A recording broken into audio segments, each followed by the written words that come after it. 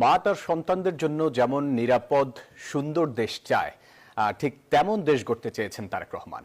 তার ১৬ মিনিটের বক্তব্য ছুঁয়ে গেছে গণমানুষের হৃদয়।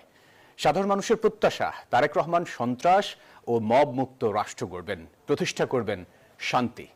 বিশ্লেষকরা বলছেন, গণতান্ত্রিক, টেকসই, ন্যায়ভিত্তিক এবং সকল শ্রেণী পেশা ও ধর্ম বর্ণের মানুষকে নিয়ে অন্তর্ভুক্তিমূলক রাষ্ট্র গঠনের কথা বলেছেন তিনি, যা একজন বিজ্ঞ রাজনৈতিক নেতার প্রতিফলন। অন্তরা বিশ্বাসের প্রতিবেদন।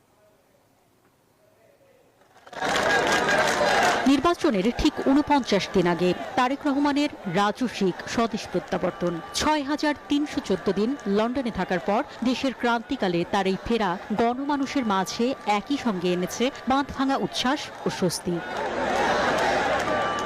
দেশে ফিরেই তিনি রাজধানীর ৩৬ জুলাই এক্সপ্রেসওয়েতে লাখ লাখ মানুষের সমাবেশে ১৬ মিনিটের সংক্ষিপ্ত ভাষণ দেন। সেখানে উঠে আসে দল, মত, ধর্ম, বর্ণ, নারী পুরুষ নির্বিশেষে সবার জন্য নিরাপদ দেশ করার অঙ্গীকার, শান্তি প্রতিষ্ঠার প্রতিশ্রুতি। আমরা দেশের শান্তি চাই, আমরা দেশের শান্তি চাই, আমরা দেশের শান্তি চাই। কারো প্রতি বিষোৎকারহীন ভাষণ ছুঁয়েছে গণমানুষের মন।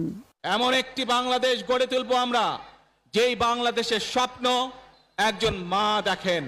মা এবং মাটি টানে এসেছেন, সেজন্য আমার খুবই ভালো লাগছে যে এখনো বিদেশের মাটিতে থেকে তিনি বাংলাদেশকে যে এতটা ভালোবাসেন, মানুষের কথা এতটা ভাবেন।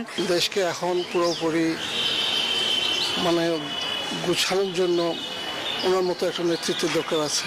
১৭ বছর পর প্রিয় মাটিতে পা রেখে বিএনপির ভারপ্রাপ্ত চেয়ারম্যান তারেক রহমান দেশকে শক্ত অর্থনৈতিক ভিত্তির ওপর দাঁড় করানোর অঙ্গীকার করেন। বলেন, এ দেশ ও মানুষের শান্তি ও উন্নত জীবনের জন্য তার একটি পরিকল্পনা রয়েছে। আপনাদের সামনে আমি বলতে চাই, আই হ্যাভ এ প্ল্যান। ওনার কথার একটি পিক লাইন ছিল যে আই হ্যাভ এ প্ল্যান। এই কথাটি সাধারণ মানুষকে আশান্বিত করেছে।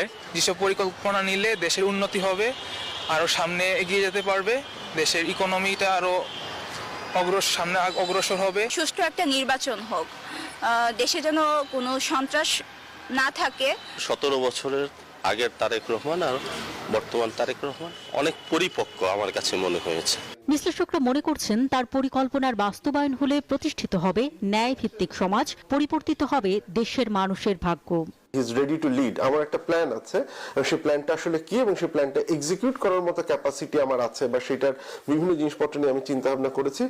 সেটা উনি যত বেশি দেখাতে পারবেন, আমার ধারণা তত বেশি মানুষজন নিশ্চিত হতে পারবে। আর যদি সেটা তিনি দেখাতে না পারেন, বা সেখানে যদি উনি কোনো ধরনের হোঁচট খান, তাহলে আবারও মানুষের মধ্যে শঙ্কাটা ফেরত আসবে যে আমরা আসলে কোন দিকে যাচ্ছি। তারেক রহমানের বক্তব্যে আবেগের আতিশয্য ছিল না, আবার তার